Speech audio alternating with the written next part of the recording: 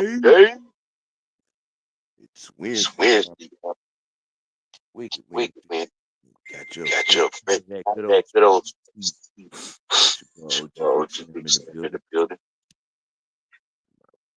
Nigga, to me it's To me, it's franchise. franchise.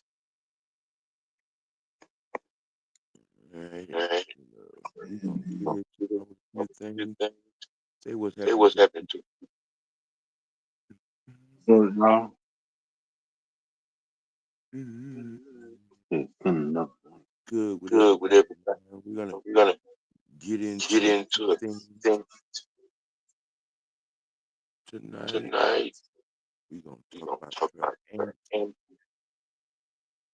we're gonna we're talk gonna about talk about this run run game, games, specifically talking specifically about about the franchise effect. franchise effect. Uh, Uh, we gonna have we an gonna have an AAU AAU Jackson. Jackson. You know, Yeah.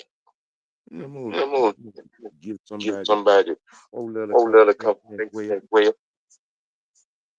You know, we're gonna Gonna get to the get to dummy the of the dummy week. of the week. You know, You know, all that all good. that good.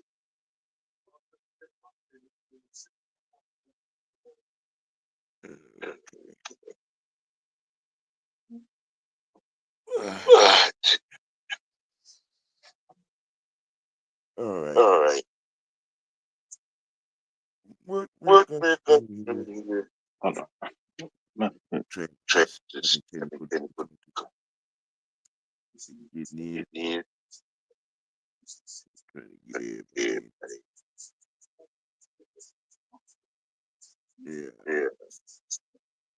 well, I want to Well, say say good good evening to evening to all all listeners, listeners, followers, followers, subscribers. subscribers. Hope Hope everybody having everybody a good evening. evening. You know, You know, what's what's good in good in Rio. Rio. Let everybody Everybody get it in get there. it in. Yeah. Is that Is you, that sir? you, sir? yes, it Yes, it is. is. Here you All go. right, All right, all all right, all right, all right. right. Yes, Yes, it's been a it's been a lively week lively to week some to some degree. degree.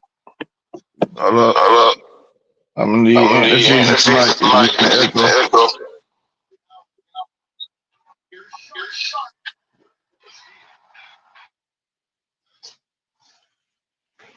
okay. I think they're right together. Yeah, Yeah.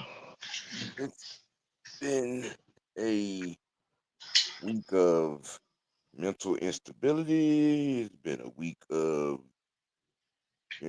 no football IQ. It's been a week of prisoner of the moment. It's just and we just getting halfway. That just kind of been being bad as shit done been. Um, especially with these Hawks and Falcons fans. It's just, well, I tell you, mental health is real. It really is. Hold up. What's the mental health effect with the Hawks? Man, you know the same old conversation is. You know the same old conversation. The same old I, conversation. I really don't. You know I casually catch up on the Hawks. You know I'm a Lakers fan. We have a guy that's giving us 25 and 10 assists, Mm-hmm. who's quote unquote the problem on the team. Yep. But you got four or five of babies, and then there's Double O who can't halfway find the court sometimes, you know, and Clint might be on his way to Boston. Yeah, excuse me. Yeah, Bro, Clint might be you on was his. playing volleyball at was it last night or the other night Mm-hmm. against Boston? Yep. I mean, I can't lie, and I'm not gonna sit here and say it's Trey's fault because it's not. It do feel like he is somewhat of a liability on the court with his size, like for saying defensively.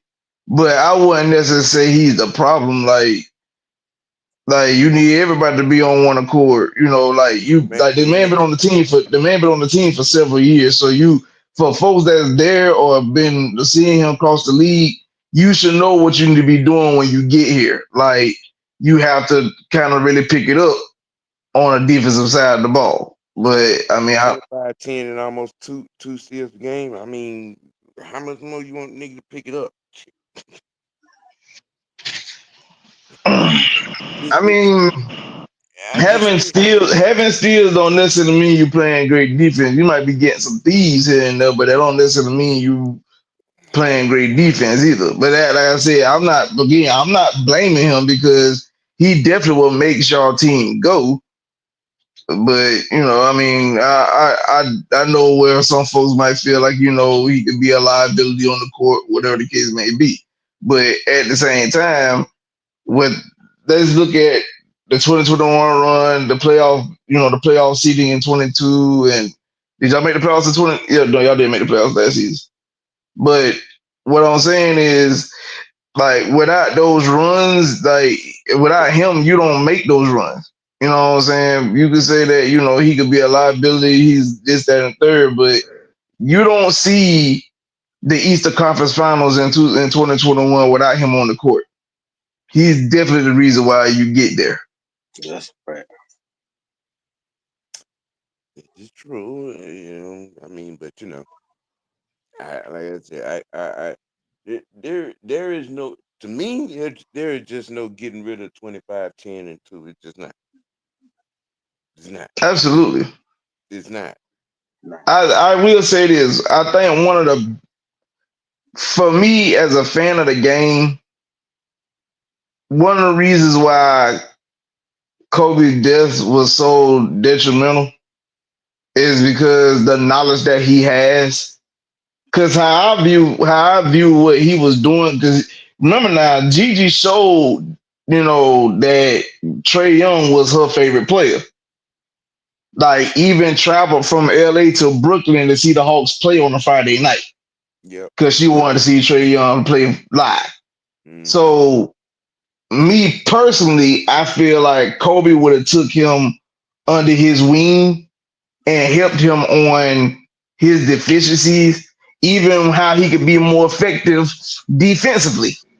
Even though, like I said, I'm not saying he playing bad defense, 'cause like you said, you can't stop at two steals.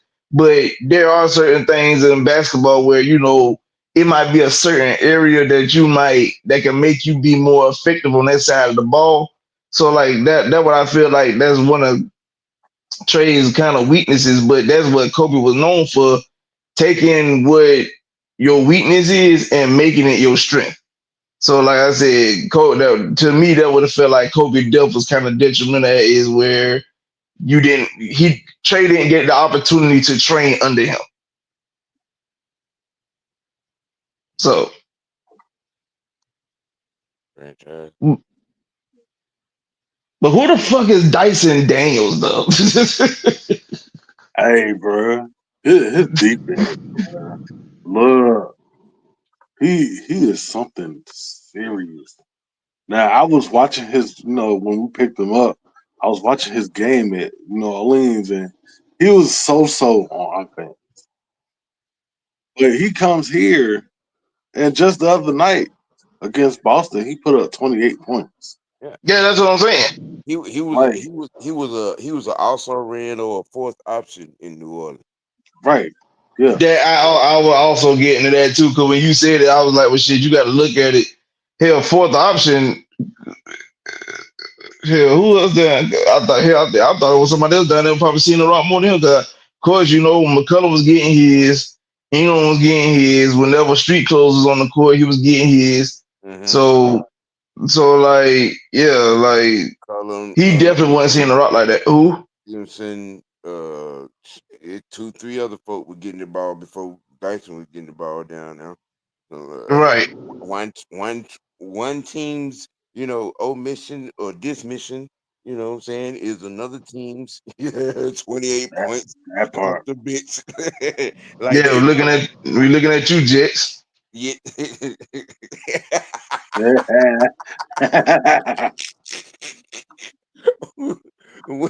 Just wait. We almost there. We almost All right, just wait. Just wait. there. All I said, we looking at you, Jess. That's all I said. Oh, just wait. Mm. Oh my goodness.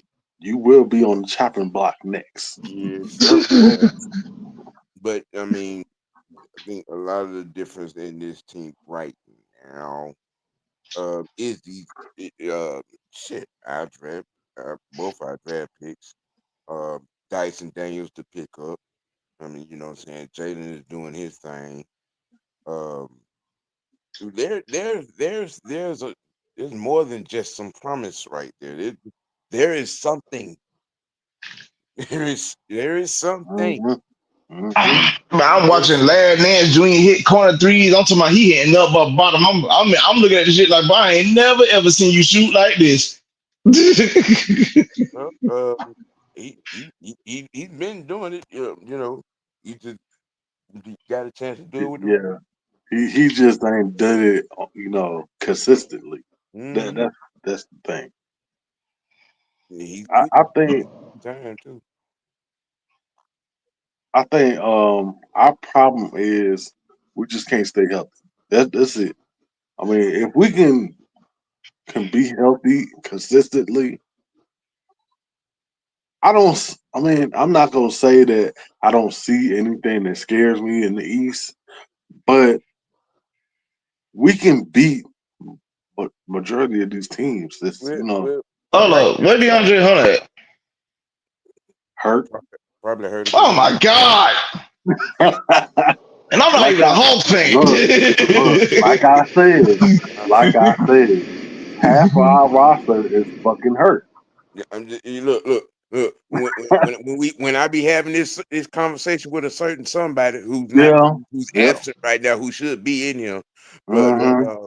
you know, and I bring it up all the time. DeAndre Hunter, his problem can't stay on the court. Nope.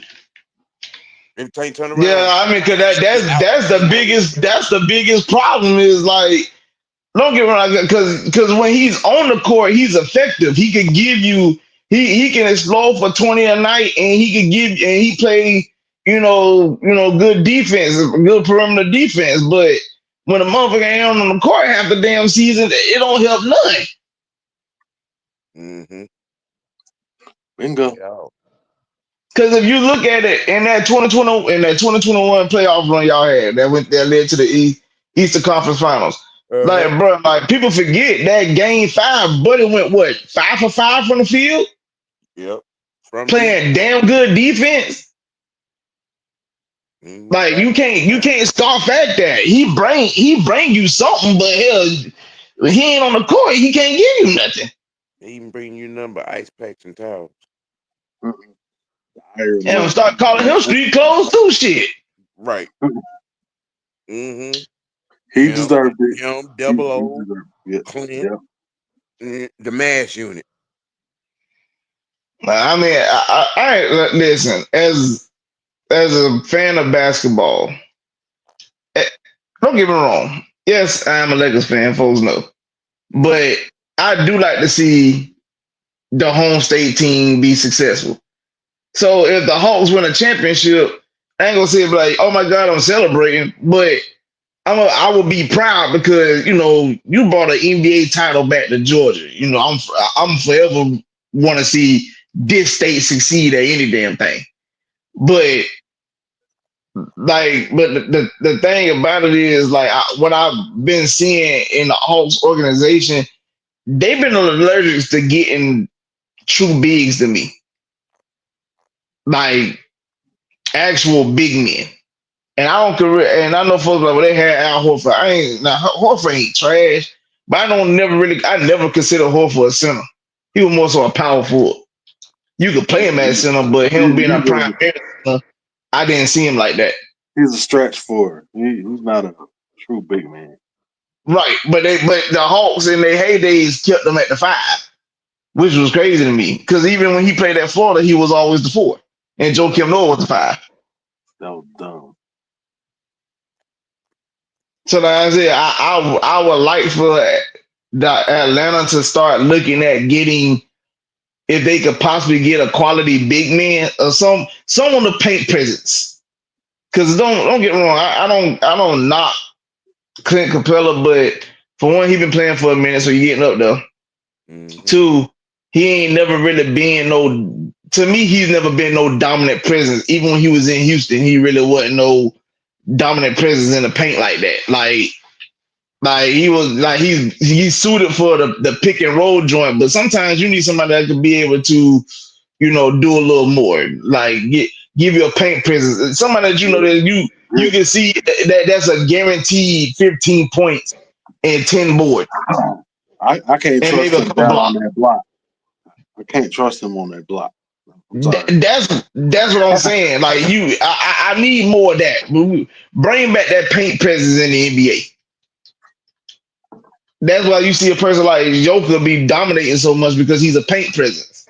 Bruh, look, okay, not to get off subject, but I was watching the Duke and Kentucky game last night, and down the Hmm. stretch, we seen flag twice. He got on the block too late, and it turned over two turnovers.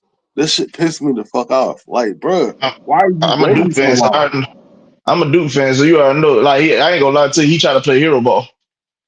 Like, bruh, He literally tried to play hero ball, but it didn't but help none that some of our guys was getting hurt because the dude from South Sudan, he ended up getting hurt, and yeah, again he displayed paint presence, like a defensive presence in the paint.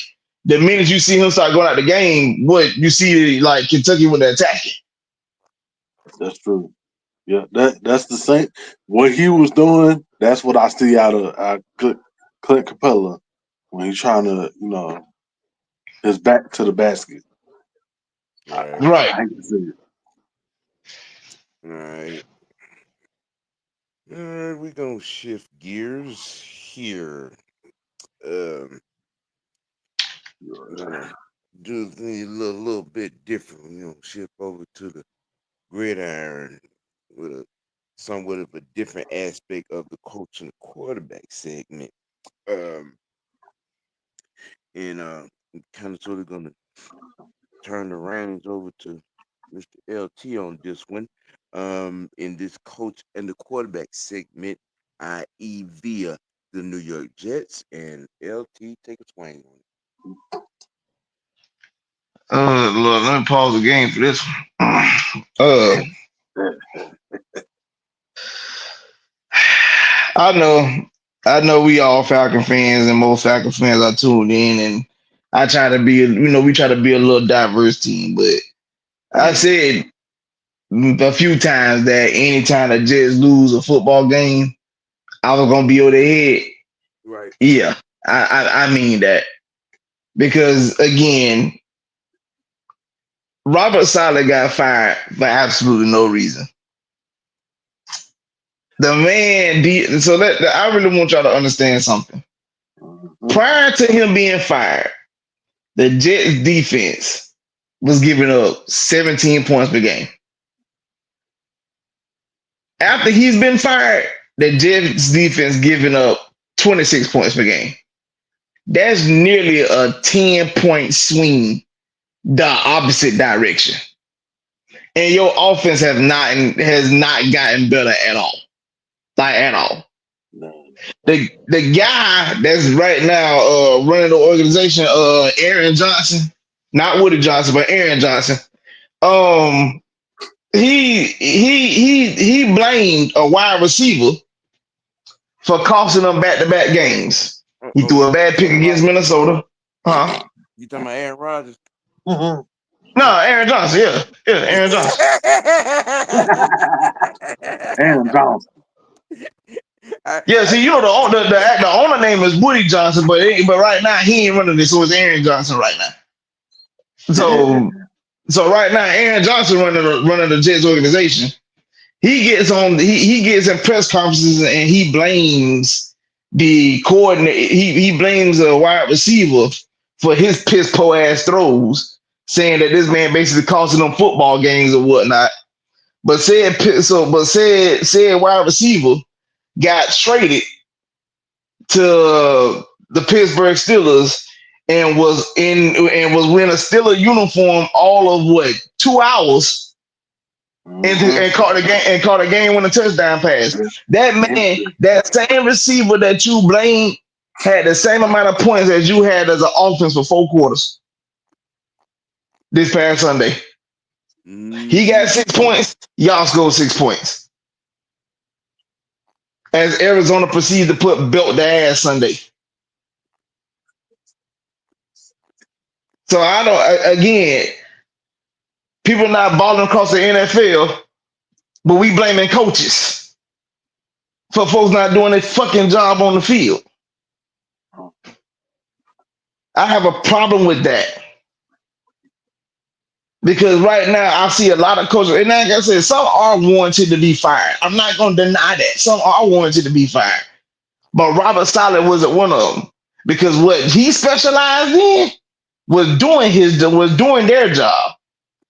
But now since he's been going, they ain't worth two dead flies smash. The Right. Jets stink. Straight trash. Yes, yes. Which will segue right into this week's sports TW of the week. Would be the New York Jets front office and ownership. All reasons you just heard why. No more explanation needed.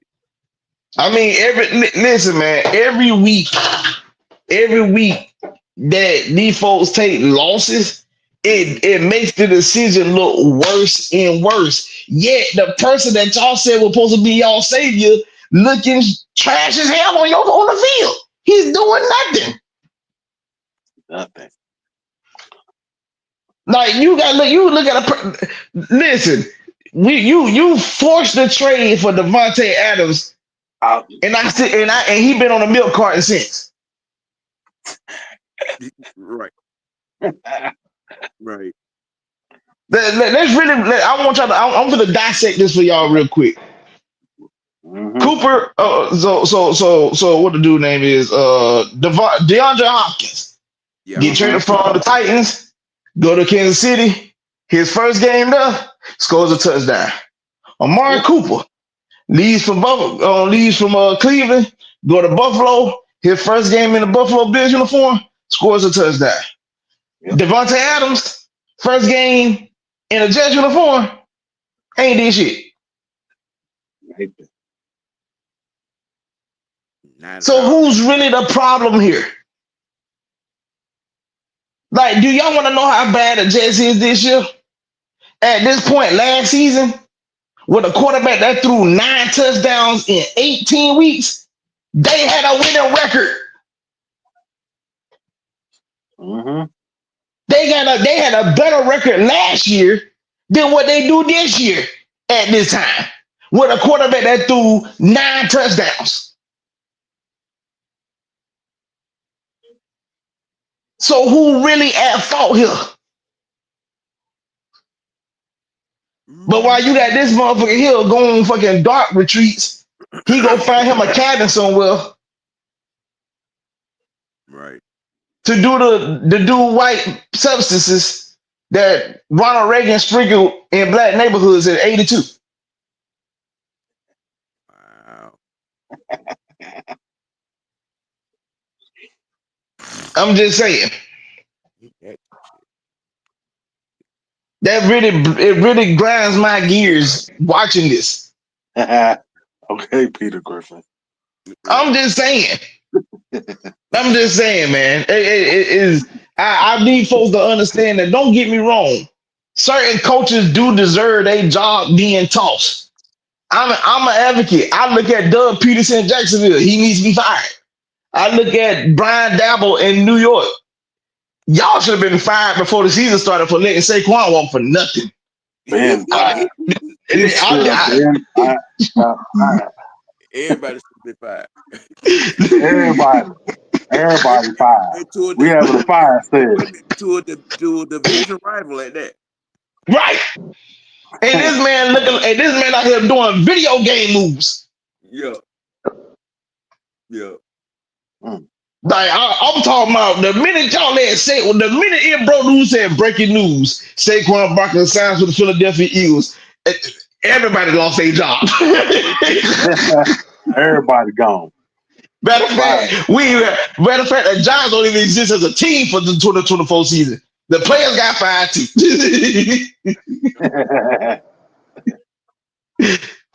We gonna if they do exist, it's gonna be like the movie with Keanu Reeves called The Replacement. Cause listen, ain't no way in the world y'all let everybody y'all let Saquon go for the low, like for nothing. Like if you wasn't gonna sign a man, at least trade him away. No, you didn't. You let this man. Right. Makes sense. Yeah. I'm sorry. I'm You know, sorry. hey, you know what, LC? That's funny as hell because the same shit about to happen to them this offseason. Mm-hmm. To who? The Giants, What's gonna happen this one of their offseason? defenders, one of their defenders that we was in talks about during the during the deadline, he's gonna be a free agent this offseason. Yeah. Oh, they're talking about the dude they were like a lot of Falcon fans want us to trade for. Mm-hmm. Ojala. These, yep, Hey, Sorry. you big dummies. I mean, well, they gonna have to give Dexter Lawrence a contract. Man got 9 sacks on the season right now, Mm-hmm. so you gonna have to pay him. As time go by, it makes me appreciate a Terry Fonten note. No, don't get me wrong. I understand everybody be wanting this man to make certain moves and he don't pull the trigger at trade deadlines, whatever, whatever. But what I will say is this: he ain't trying to overpay, and he definitely ain't trying to let quality guys walk for nothing. And I can appreciate that. Mm-hmm. Well, I could actually appreciate that because we had a GM previously that did that. Thomas Dimitrov did that. We let Corey Peters walk to Arizona for nothing, and the dude was pretty solid out there for the rest of his career. um, Don Terry Poe, anybody? Oh, right. Right. Yeah, you ain't signed Terry Poe back, and he signed a 1 year deal Carolina. in Carolina for the Lolo, but you couldn't dish that out. Right. But you giving out lucrative contracts to Devontae Freeman, Robert Alford. Julio Jones. You gave Julio Jones an extension 2 years with him having 2 years left on the extension that he got previously. Well, you gave him an extension in 28. You gave him an extension in 2015 for you to give him another extension in 2018. That's crazy, Right. That's fire. Yeah. right? That's several fireball offenses. Several. Several. Several offenses. You gave Ricardo Allen a contract for whatever our reason. I don't know why. Now I know people say, "Well, what about Desmond Trufant?" I'll be honest with y'all. Trufant was actually a decent corner for us. He really was. We just ain't had no pass rush the whole time he was up. The man was out there covering receivers for like 8 to 10 seconds, and they got him playing his own defense, which he like clearly. If you look at his draft board, he He's was a very man. much known as a man cover corner. Yep. This is true. So I mean, but like I said, it makes me appreciate having a Terry Fontenot because he ain't trying to make the mistakes that we watch throughout the league when you looking at folks overpaying. Because I don't know, we going this might be a segue to something that our OG want to discuss real quick, which would be like Lamar Jackson. And I'm using that as because now everybody talked about how everybody want to talk about how good Lamar Jackson is in the regular season, how dominant he looked like he could win his third MVP, so on and so forth. Now, as a football mind of myself, I gotta tell folks I love the game. I ain't just a Falcons fan. I love the game. And one of my favorite teams to watch, even as a child coming up, was the Baltimore Ravens. I But did you know why I love watching Baltimore? Them boys had a dominant defense. defense. They came to play every Sunday. Ray Lewis brought it. Ed Reed brought it. Chris McAllister, Tony Siragusa, rest in peace. Peter Bulwell. You know, the list goes on and on. Hello Nada, Terrell Suggs. You know what I'm saying? Them boys came to bring it on Sunday. Lunch pail. And they, right. And that was the Ravens culture. Hard nosed, hard nosed, hard hitting defense. That was their culture. Now, everybody's so tuned in to Lamar, not realizing that the Ravens defense ain't of old. Them boys ranked 26th in I'm sorry, like in like the 20 something in the league right now. I think if I'm not mistaken, I think they are 26th in the league. Hell, that because Lamar Jackson done used up all the goddamn top 10 defenses. And that what we talking about right there. Overpaying motherfuckers. Cause that shit came about. I knew it would come. I knew it was gonna come to bite them in the ass, but I did not know how drastic it was gonna be. And folks be like, "What you mean?" But y'all literally like y'all watched. And this ain't no knock at Roquan because Roquan is a damn good linebacker, no doubt about it. Yep. But you watch Patrick Queen walk to your rival in Pittsburgh, and he out there eating. Yep. Oh God, he eating in Pittsburgh.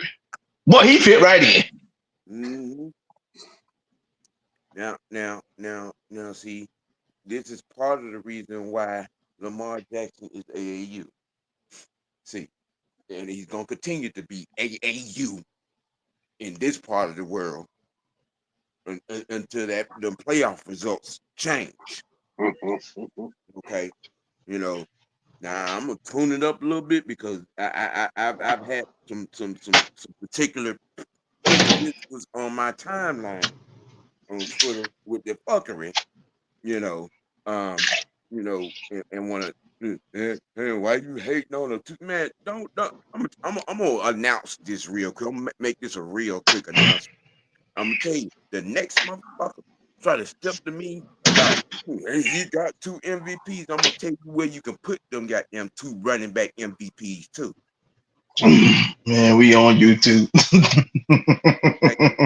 Like, because I'm over it. I'm over it. Now, first of all, let me put a disclaimer on this. Is he playing good football this season? Yes, he is. Okay, all right. But all that good football stops when it comes to postseason. Okay, you know, people hey, why you want to hate on a 2-time MVP? Okay, first of all, you and your 2-time MVP with your Pee Wee goddamn football IQ can go kick rocks and play in traffic with that bullshit. Because I will ask you the question again: how many more? Well, obviously it won't be any more top 10 defense to misuse because this year's defense in Baltimore is like LT said. uh 26th, 25th, or 27th, or something to that effect. You know. To put in retrospect, people, they played the Bengals twice this season. Mm-hmm. I do want y'all to know Mm-hmm. Jamar Chase got half his yardage against that defense alone. Yeah. That part. Yeah. I think Jamar got about 1,000 yards receiving right now. Half his yardages came against Baltimore defense. Baltimore. And I ain't gonna lie, ever since he been in the league, he been fucking their defense. I be trying to figure out, like, you see Jamar Chase in plays that you be like, ain't no one the hell he scored. Like the first touchdown he had the last Thursday, Like I'm looking Mm-hmm. at him like, okay, like this it's a big pickup, but he supposed to be getting tackled. No, he don't ran straight to the end zone. I'm looking like, so ain't nobody gonna tackle him. Mm-hmm. Like you got all these purple jerseys around, ain't nobody gonna touch us. All right, bro. You know, see, here's the problem that I have with this particular situation. You know, all this running, everybody, all in love with all this running. You know, um, this man been in the league how long? How many years?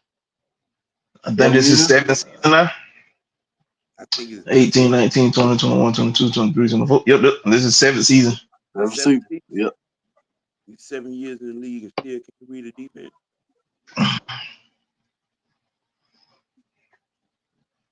Y'all I'm gonna saw be that. honest with y'all. I'm Y'all gonna saw be that honest with AFC Championship game last season. Y'all saw that shit. Mm-hmm. and to be brutal honest, he kind of not wrong. Lamar just gets away with being athletic, playing against teams that he just like a better. He probably like the best athlete on the field. But for everybody that thinks that they'll be able to compete against the Chiefs, you better believe that Andy Reid and company gonna have that team coached up to play him again. Hold on. First of all, here's where assuming makes an ass out of it. They're not even leading the AFC North. Mm. They're not even leading the AFC North. Okay. The Steelers are. Who they play this week? The Ravens. And I ain't gonna lie. The Ravens got the most simple ass offensive game plan walking around them. All right. You know what I'm saying? And I mean, there is no progression when it comes to the passing game with Lamar AAU Jackson. Since his third year in the league, that boy, he ain't progressed progressed nowhere as being a quarterback. The people Yeah, I ain't gonna. around here want to call him elite. Joe Montana was elite. Dan Marino Yeah. was elite. You know, Peyton Manning was elite. All right. Telling you, the Uh, next person come at me with he's a two-time MVP. I'm gonna tell you where to put them two MVP. I Y'all just ain't want to say, y'all ain't gonna keep coming at me with no goddamn running back trophy at quarterback. So it's not gonna keep happening. I just want to say that we have to kill the elite talk. For me, there's only one elite quarterback in the league, and that's Patrick Mahomes. And don't get me wrong, he has been struggling this year, but he's the only elite quarterback because this man has literally played with all the odds against him and still won championships. That man has 3 Super Bowls currently in this era. If I remember correctly, I think I think him and Josh Allen came in the same draft in 2017, and Lamar came a year later. Neither one of them boys could beat that man in the postseason. Hell, you gotta look at it. Lamar Jackson couldn't even beat. He can't even beat damn what the boy name is Josh Allen in the postseason. Nope. Look, Patrick Mahomes has only lost to Joe Burrow and Tom Brady in the postseason. That man ain't played in nothing less than an AFC Championship game in all the years he been starting since 2018. Mm-hmm. We ain't talking about he missed the playoffs. We ain't talking about a first round exit. We uh-uh. ain't talking about him getting put out the division round.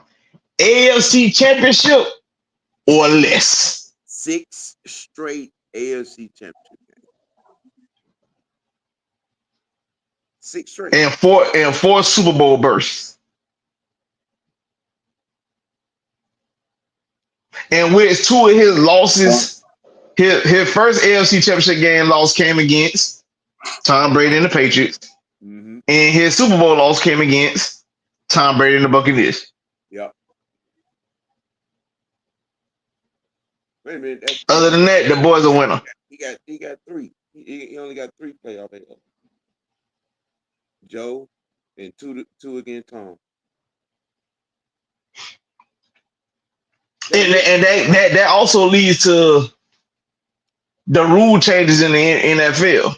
Because when 28-3 happened, you ain't see nobody out there saying we deserve the chance. Everybody made a mockery. The Falcons blew Super Bowl. Mhm. But when 13 seconds took place, the whole world was crying. The Buffalo Bills didn't get a chance to get the job done, and they didn't get the ball in the overtime or nothing like that. Hey. I don't want to hear that. I don't want to hear that. Ain't no hell, Don't yo. matter. Mindful now. Your defense was the number one defense in the league that season. Ain't no one the hell y'all let them folks get 30, 40 yards in 13 seconds. You deserve to lose. Right. Then turn around, y'all complaining about that. And I watched in the very next week, doggone, they going to overtime against Cincinnati. Mouth now, I want y'all to understand. They went to halftime. The score was 21-3 at halftime.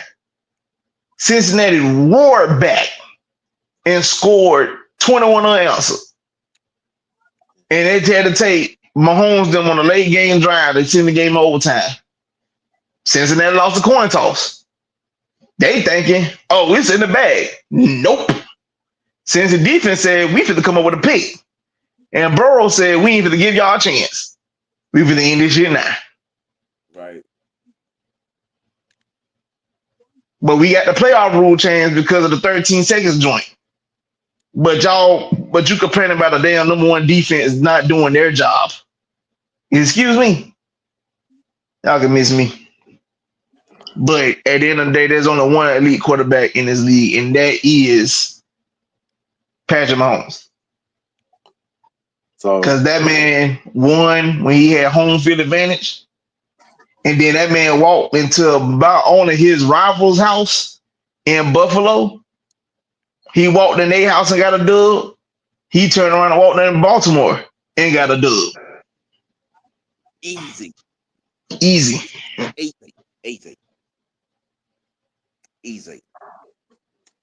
look, I went digging. Lamar Mm-hmm. Jackson's playoff record Uh-huh. is 2-4. Ooh. Garbage.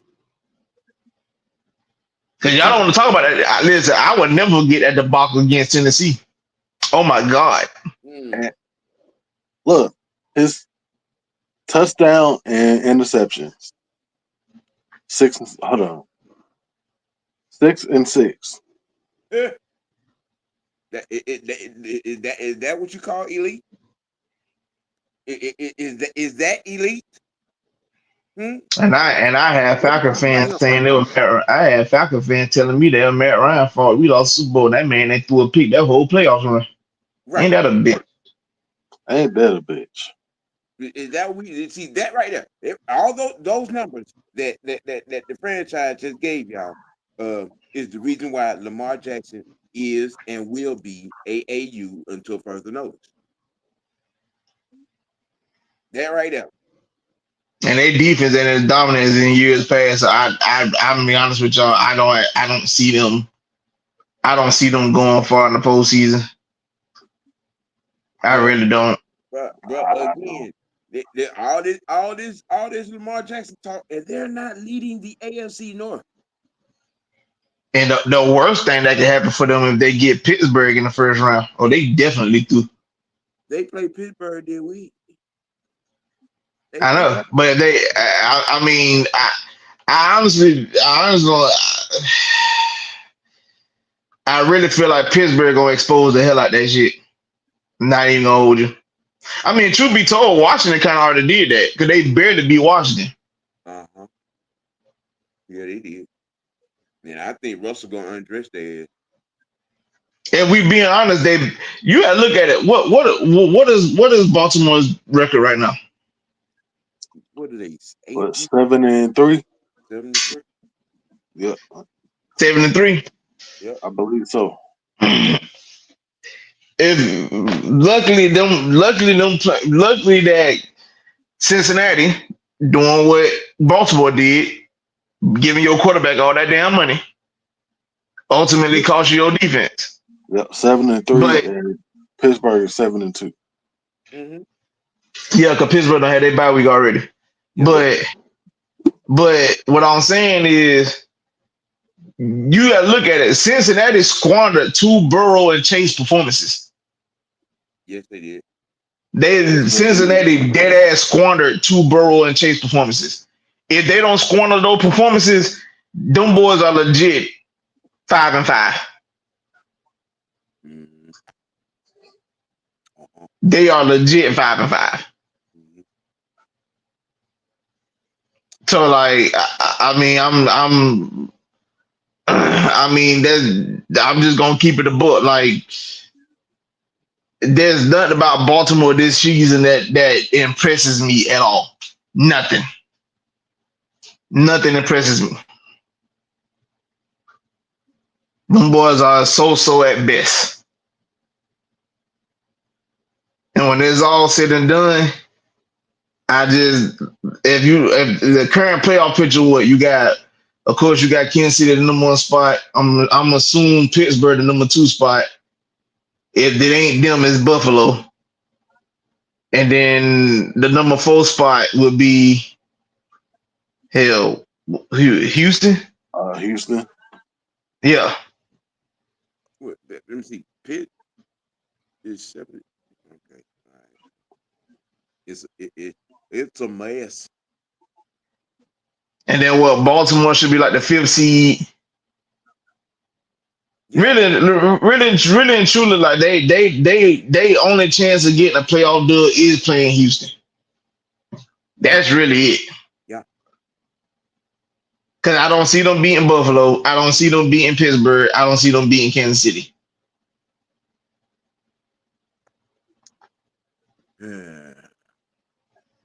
The playoff music is looking like it's going to be the same for one AAU Jackson. Ladies and gentlemen, we go. And that's gonna put the exclamation point on that one in there.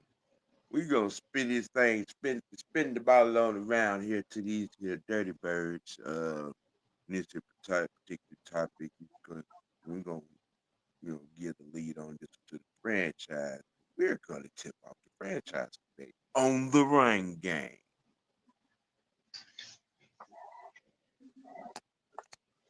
Ah, Wait for it. where to start? Look, Wait. okay. Before Kirk threw that interception, which everybody in the whole fucking world could have seen coming, because they got two safeties back. Why are you trying to throw it in the middle of the field? But that's neither here nor there. We're gonna let that go. We had Bijan and Tyler run back to back. No, might I add 10 plus, 15 plus, runs back to back. Next play, we decide, I don't want to run no more. I'm gonna throw it across the middle. No more. I ain't doing no film breakdown this week, but I got a question. If you remember that play specifically, did we run play action? I think he was in shotgun. That's piss poor play caller. If you go, if you're going to take that risk and take that shot, you definitely got to uh Run play action. That's and I don't want to sound like I'm a know-it-all because I'm not. Like I have not coached at a high level, but that's clearly what you would do if your running game is working in that aspect. If I'm going to try to like play the defense or try to fool the defense and run the football, I'm running. I'm setting it up in a run personnel, like a heavy run personnel, and just run play action out of that. Mm. Even after the shotgun, run your out routes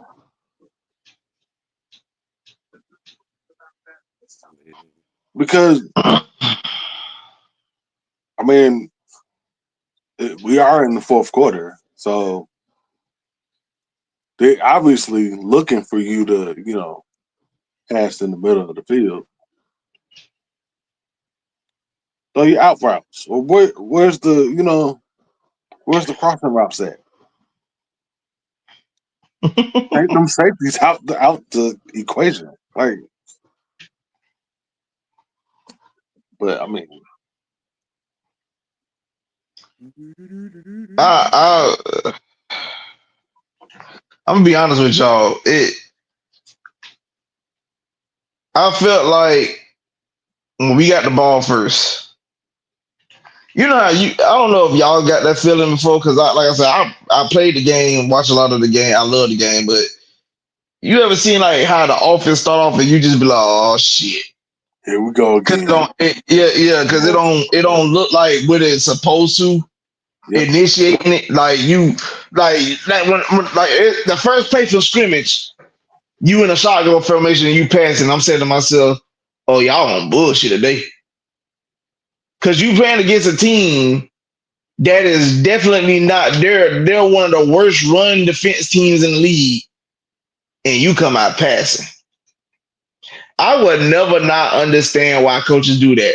You go against a team that is known for having they're horrific at in certain aspects of the game, and you say, you know what? Yeah, they're 29th in the league in rushing, and they might be like 18th in passing. But instead of us trying to run the football, we're gonna pass this bitch 40 times. That shit makes no sense to me.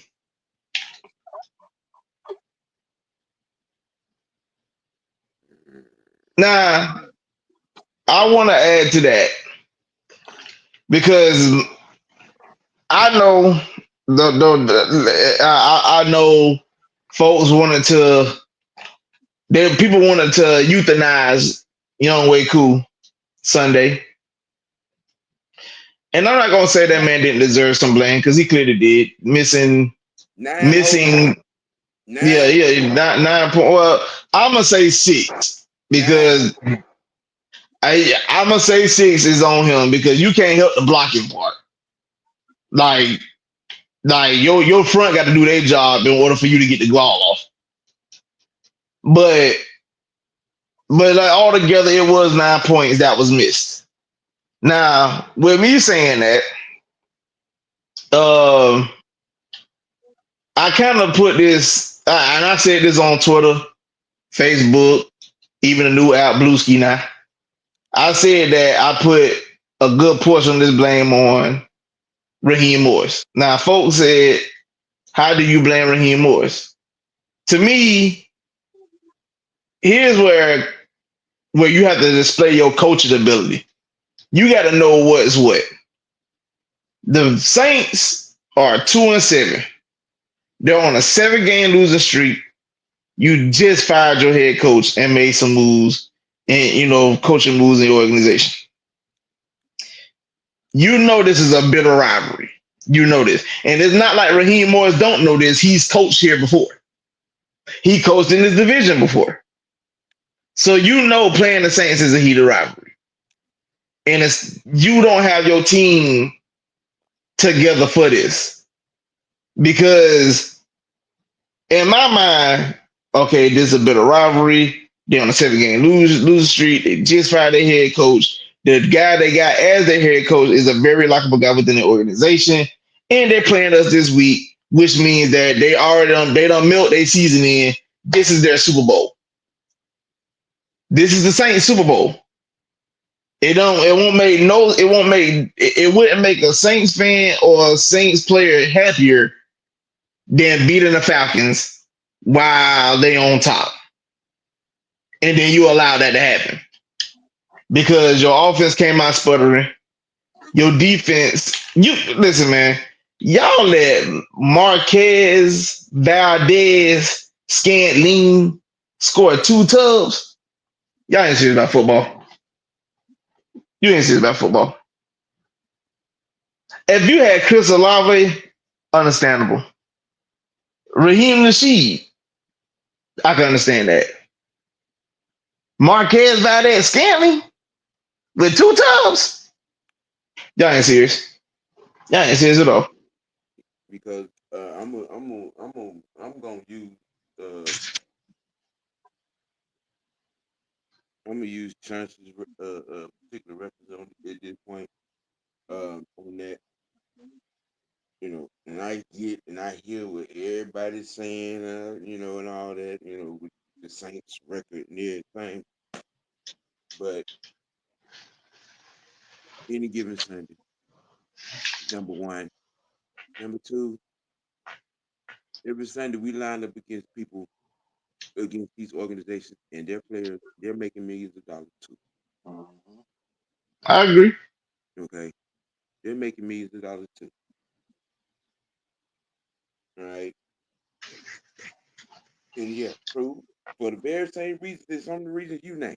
Them being a division rival, a rival game. All right, we took a L. First division, the first division of law.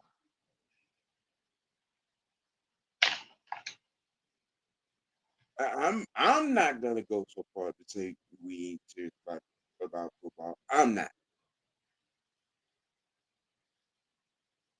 That's why I call this week. You know what I'm saying? It is a high end on a different level of prisoner of the moment. Everybody's talking about this game like we got blowed out. Then I get it. It's the Saints. Good point. Nobody want to lose this Saints. Yeah, the take life been hot. Yeah, true. But what changed? What changed? We're still in first. They still don't have no playoff hopes. We're still third in the conference. Nothing changed. Nothing changed. I don't even think you realize what you're saying because that's exactly probably the problem that folks are having. What you saying? Nothing's changed. Yeah, I mean, don't get me wrong. I get it. The Falcons are leading the division, and we are third in the conference. I wholeheartedly agree with you. Problem about stuff like that is you get to a point where you start looking at things because like I said, we all shoot for the same goal. We want to see a Super Bowl in Atlanta. That's what we aiming for. But in the midst of wanting to see a Super Bowl in Atlanta, if you really want to feel like your team made any changes, you want to see them win games that they supposed to be winning. And we It, have been winning games we supposed to be winning. Again, there's another moment. I get it. It's the Saints. All right. It happened. It happened. But again, what changed? I mean, for me, it ain't about the Saints and being a division rival. What changed? Just, We're still first in the division. We're still third in the NFC. We're still a playoff team. And we're still 3 games better than what we were last season at this point. This is the point that I'm trying to make. And people walking around here on suicide watch. nobody ain't on suicide watch either, dog. I ain't talking about you. I'm speaking in general. People walking around here on suicide watch. Bro, look at the standing. Look at where we are. All right. again, any given Sunday, shit happens. We're not gonna be perfect. We're not gonna be 17-0. We're not gonna come out here and score 50 points every fucking week. We're not gonna have 8, 9, 10 sacks in the damn game with 6 interceptions. No. Why y'all out here worried about fantasy points and who getting how many touches for whatever fucking reason? A 3-point loss. 3. And we're acting like we lost the game by 50. You know what? Okay, Sam.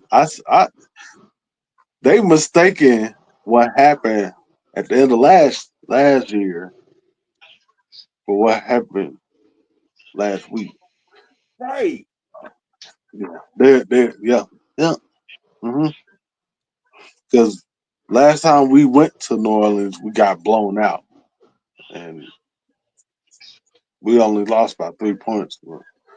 But yeah, y'all want to be mad about something? You want to be mad at something? Be mad at them fool that went down to the French Quarter and act like they're walking down Peachtree before the game. before the game. You want to be mad at something? Be mad at that. I mean, but I will say this for any fan that's watching this live right now. That's one of the probably biggest problems that folks have is because y'all, like you said, folks are down in the first quarter acting like y'all had won the game already, just for you to lose, and now you got to leave New Orleans with that lock with that egg on your face. Mm-hmm. This is why I don't never talk trash before games. Now, granted, I hate it. I have a strong hate for the Cowboys. But if you paid attention to my social medias, I did not say nothing that whole week.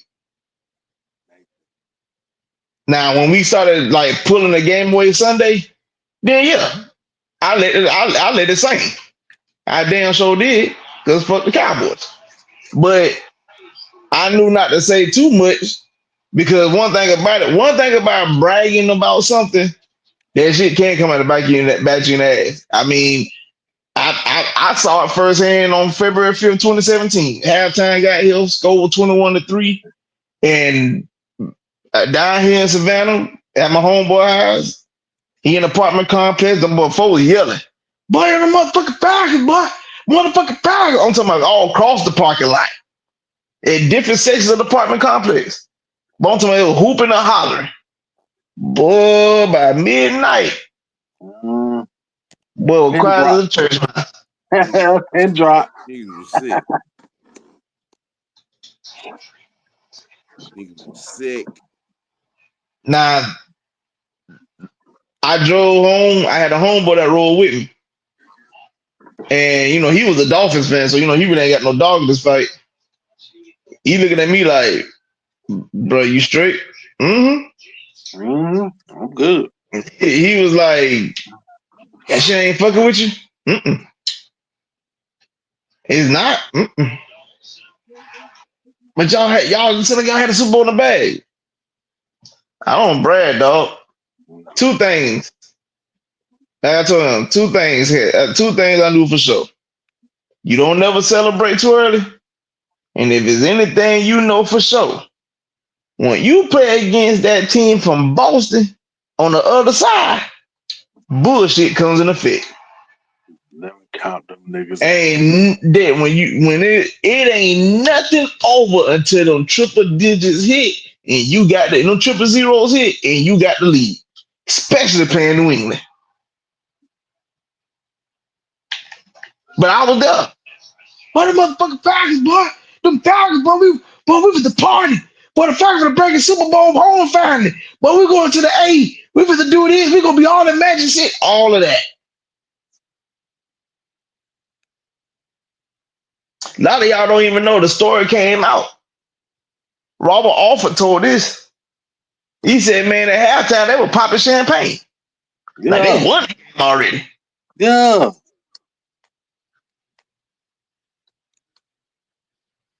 Man, when Them that boy, the boy. I'm talking about halftime while Lady Gaga was on that field doing her thing. Them boys was in the locker room playing Ron Browns. Whoa, pop champagne. You had a whole half to play. when I heard that shit, I'm like, why? Why would you even tell that? Why would you even put that out there? Why? Like, why? Nigga? Why? Why would you even say that? Bruh. Why would you make that public news? Even as a coach, why would you allow that at halftime? Come on, son. Cause your name Dan Quinn.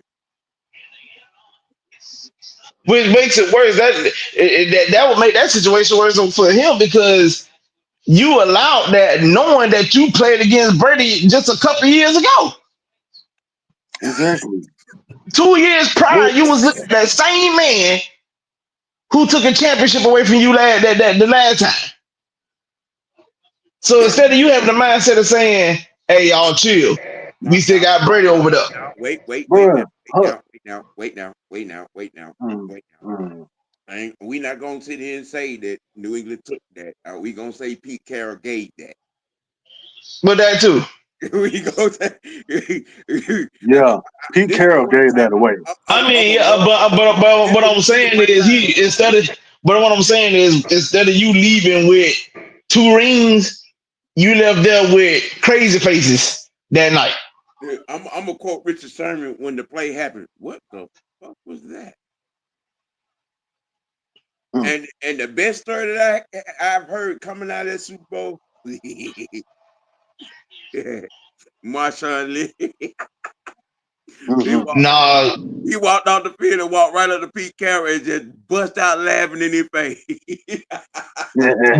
which is crazy because I remember he did like a interview with J.R. Smith, and they asked him about it. He asked him about it, and Marshawn was just like he called the play. Uh-huh. He said when Russ called the play, he said the whole huddle looked at him like the fuck. And he was just like, ready, break. Really? Hey, really, nigga? like, huh? No, like he just was like, motherfucker, run the play that they call. But he was like, the whole offense literally just like, he said everybody had their head down, making sure they hear what the play was. He said when they heard Russ call, he said everybody head blew up and came up and they just all turned to him like, huh? Oh, He, and he was just like, ready, break. Like the fuck? And then the fast forward, I forgot what podcast this was, but Pete Carroll was on the podcast and he talked about it.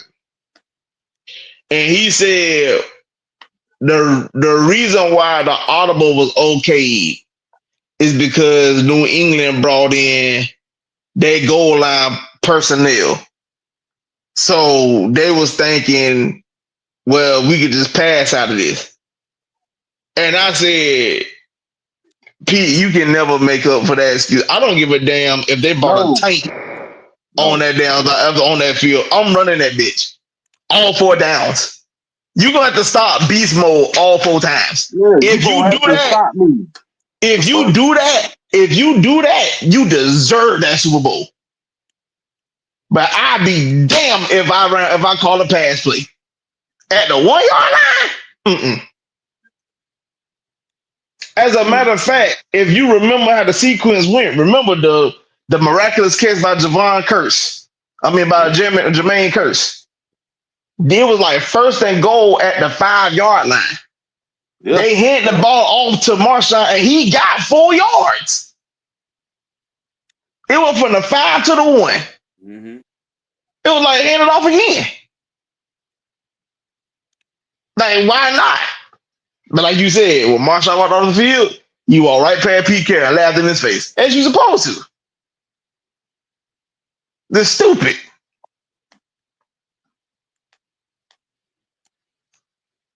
So now, for us saying folks going off the deep end, you're right. I mean, a lot of people have going off the deep end. It is what it is. I mean, currently is kind of like hate week again. We ain't got much beef with Denver besides that little Super Bowl loss we took back in '98. But we are playing against their head coach, who was on the same sideline for over a decade plus, which is Sean Payton. Mm-hmm. And you better believe he gonna be dialing up any and everything Sunday. For one, it's the Falcons. He played us enough.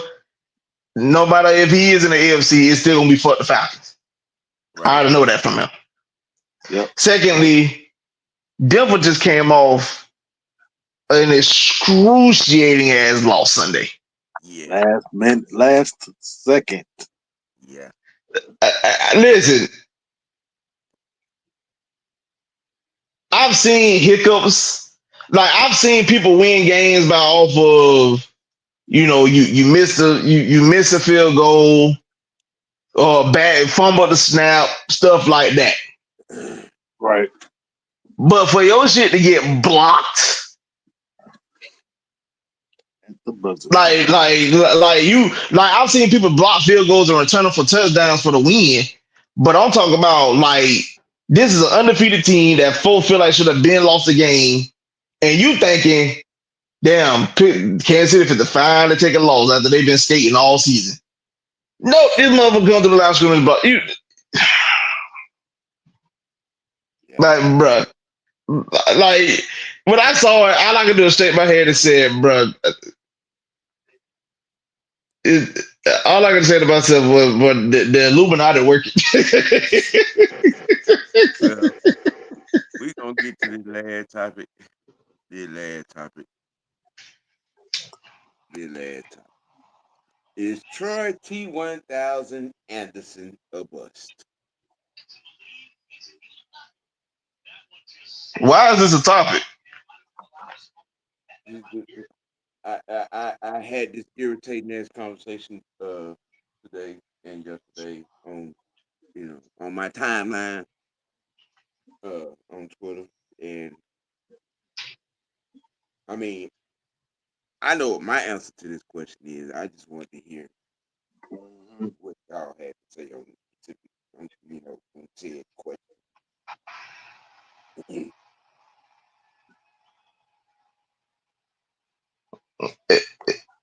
Troy Anderson being a bust, that's the topic. I don't know how was that. First of all, wasn't he like a third round pick? No, he was second round pick. Wait a minute. Oh, Wait, second wait, round wait, pick. I'm sorry. wait, Second. wait, wait, wait, wait, wait.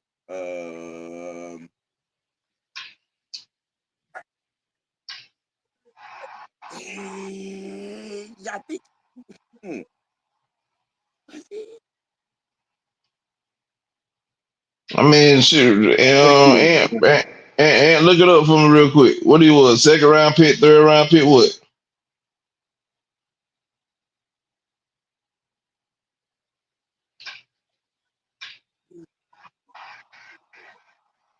I think was he either a third or a fourth, or was he a second? Second. It He was a was a second second round second pick. round pick. Yeah. Okay, all right. I thought he was. Okay, well, he's a second round pick, but okay. So when we drafted him, because this is his third season, Yeah. Mm-hmm. Michael Walker was playing.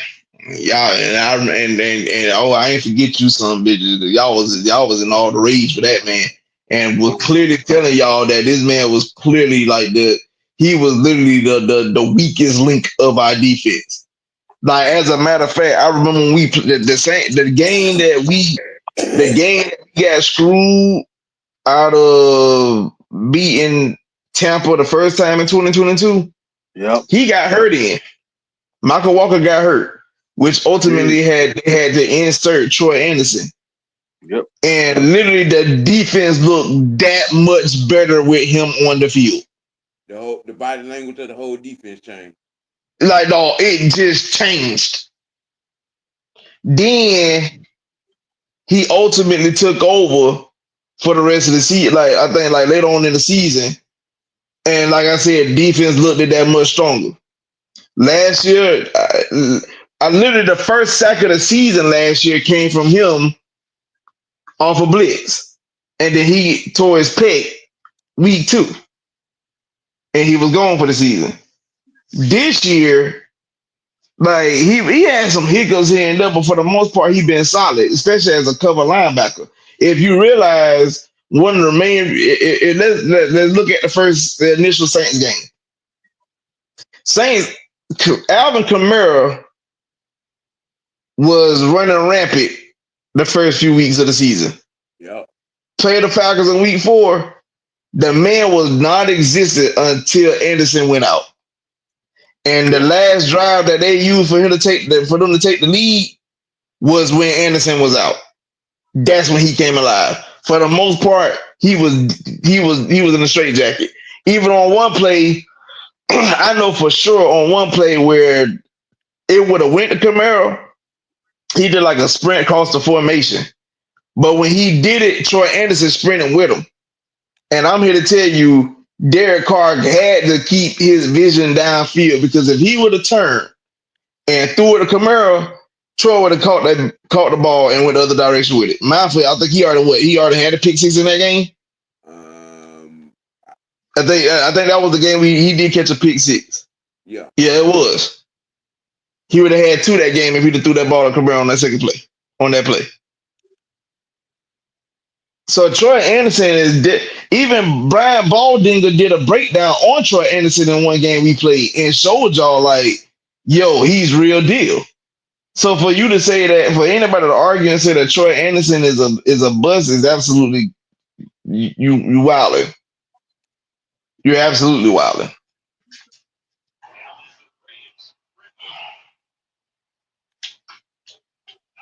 Y'all got it. How is Troy Anderson a bust in year 3? How? Like LT just said, we just seen one of the weakest linebackers this we've had on this team before Anderson was put in there, and we seen how trash he was in on the line of scrimmage. Right. And we asking, is Troy Anderson a bust? Yeah. I get it. He's been hurt, but when he's been in there, he has made play after play after play. What what is it? Is he not making enough splash plays for you guys? I mean, I don't understand it. I thought LT just said he already got a pick six this year. What's the issue?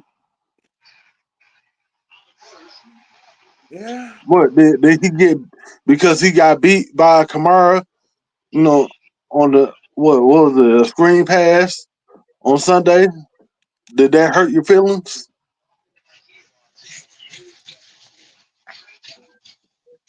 Yeah. Might it did.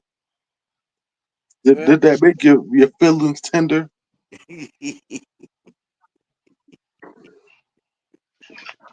Well. Man said major feelings tender. That's crazy. Yeah, he got made him tender dick.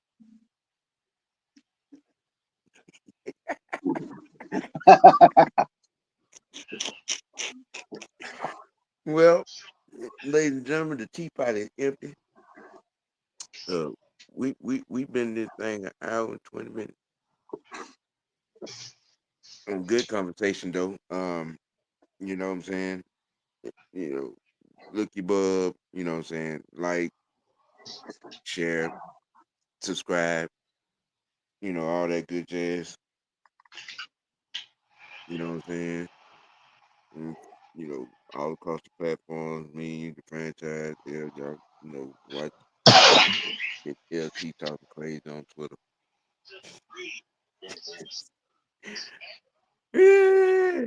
Well, I'm always getting thrown under the bus. Hey, look, man. Look, it's hump day. Well, it's now Thursday. Um, on to the Broncos. I myself, y'all be, what I'm saying, hollering at me on the madness on Friday. You know what I'm saying? Me and the franchise. Yes, sir. And you know what I'm saying? Y'all get your nap, burn your wine, watch a little TV or whatever. Uh, we finna call it a night. This True.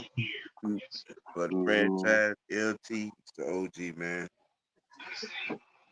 Mr. White Network. Y'all be easy. Deuces. Uh, peace.